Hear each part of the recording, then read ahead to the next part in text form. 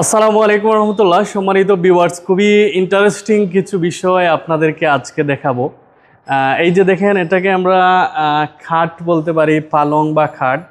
এই পুরোটাই হচ্ছে গাছ দিয়ে তৈরি। গাছ বলতে একটা গাছ কেটে, অর্থাৎ এটা কোনো আলাদা কোনো পার্টস না, পুরো গাছটাকে খোদাই করে একটা পালং তৈরি।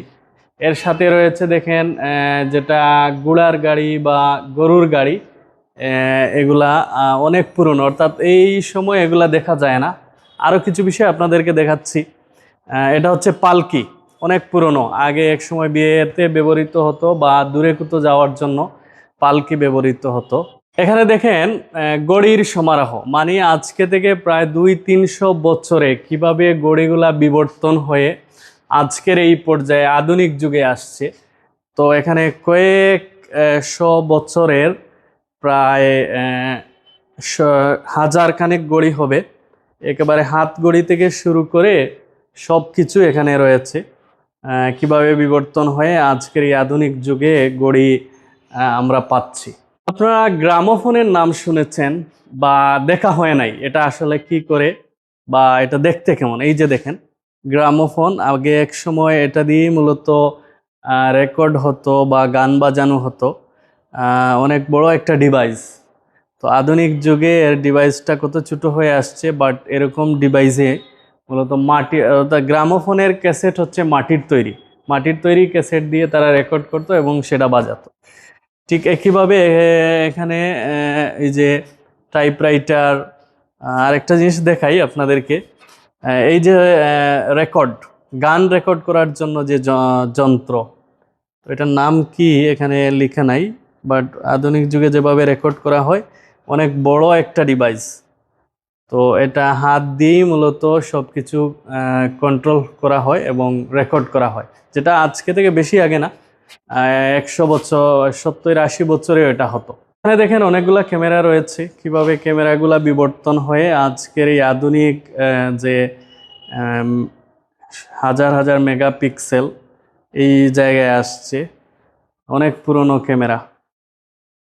তো আপনারা আমি বলছি আসলে এগুলা কোথায় আছে, একেবারে শেষের দিকে বলবো, আপনারা আমার সাথে তাকা দেখতে পাবেন।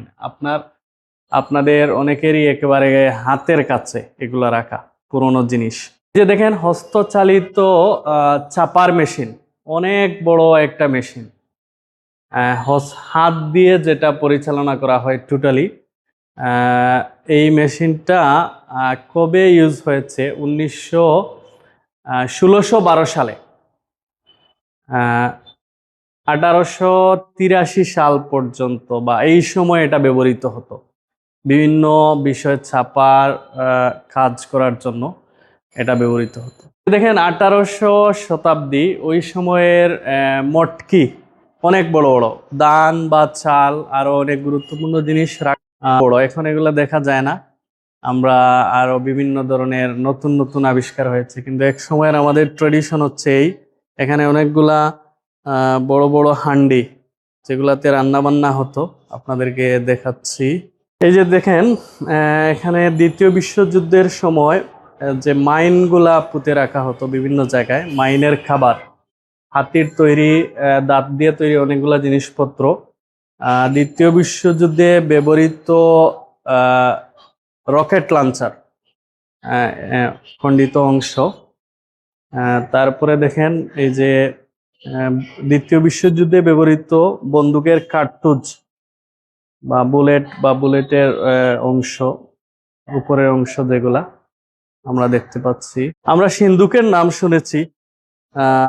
এই দেখেন সিন্দুক, যেটা লোহার তৈরি, অনেক শক্তিশালী, যেটা এখনো আছে, বাট ওইগুলা হচ্ছে প্রায় 100 বছরের পুরনো। 19 শতকের শুরুর দিকে এগুলা ব্যবহৃত হতো, অনেক বাড়ি এবং তার নিচে চাকাও লাগানো। আপনারা যদি দেখতে চান বিভিন্ন সময় বিভিন্ন দেশের মুদ্রা কিভাবে বিবর্তিত হয়ে আজকে এই পর্যায়ে আসছে, আমরা অনেক সময় নাম শুনেছি পাই, অর্থাৎ আমরা অনেক সময় বলি আমাদের আমার কাছে এক পাইও নাই। এই যে দেখেন এক পাইটা দেখতে কিরকম, এটা এখানে আছে, আপনারা চাইলে দেখতে পারবেন এখানে 5 পয়সা, 1 পয়সা বাংলাদেশি মুদ্রাগুলা।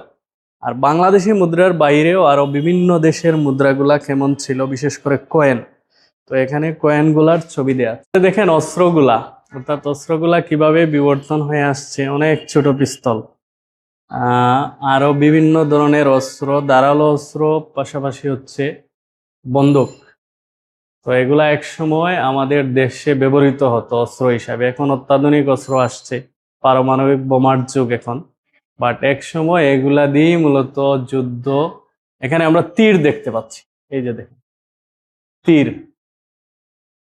তীর হচ্ছে একটু দেখেন, এক সময় এটাই হচ্ছে সবচেয়ে বড় অস্ত্র ছিল আগেরকার যুগে। তো বেশি আগে না, এটা 300-400-500-300 বছর আগেও ছিল একটা গুরুত্বপূর্ণ অস্ত্র। আপনাদের খুব সুন্দর একটা টেবিল দেখাই। দেখেন আজকে থেকে 50-60-70 বছর আগের একটা টেবিল, অসাধারণ। মানে পড়াশোনা করার জন্য তাদের যে আগেরকার যুগের মানুষের যে একটা রুচি ছিল, যে এখানে অনেকগুলা ড্রয়ার আমরা দেখতে পাচ্ছি। মানে প্রত্যেকটা ড্রয়ারে একে হয়তো এক এক ধরনের জিনিস থাকে, অনেক বড় এবং খুবই সুন্দর। সম্মানিত ভিউয়ার্স, আমি আসলে কয়েকটা বিষয় দেখানোর চেষ্টা করেছি। অসাধারণ, আমার খুবই ভালো লেগেছে। এটা কোথায়, এটা আমি বলছি। এটা হচ্ছে আমাদের সিলেটের দরগা গেট, কেন্দ্রীয় মুসলিম সাহিত্য সংসদের 5ম তলা, বাসা সৈনিক আব্দুল মতিন জাদুঘর। খুবই ইন্টারেস্টিং। এখানে আমি কয়েকটা বিষয় আপনাদেরকে দেখাইলাম, বাট এখানে আরো কয়েক হাজার জিনিস রয়েছে, ছোট বড় অনেক বিষয়, যেগুলো আপনারা দেখলে খুবই আবেগ আপ্লুত হবেন এবং মজা পাবেন, এবং আপনার চিন্তার জগতে একটা নাড়া দিবে যে আসলে কিভাবে যুগ বিবর্তন হয়ে আজকের এই আধুনিক যুগে এসে আমরা পা রাখছি। তো ভিউয়ার্স, একটা বিষয় আপনাদেরকে বলি, একটা দেশের সবচেয়ে ইম্পর্টেন্ট জিনিস হচ্ছে ওই দেশের মিউজিয়াম এবং পাঠাগার। তো আমাদের দেশে কেন জানি মনে হচ্ছে এই দুইটা জিনিস লুকিয়ে রাখা হয়। সিলেটে যে এত আধুনিক একটা এত সুন্দর একটা মিউজিয়াম, এটা আমার কাছে মনে হচ্ছে সিলেটের ম্যাক্সিমাম মানুষ জানে না।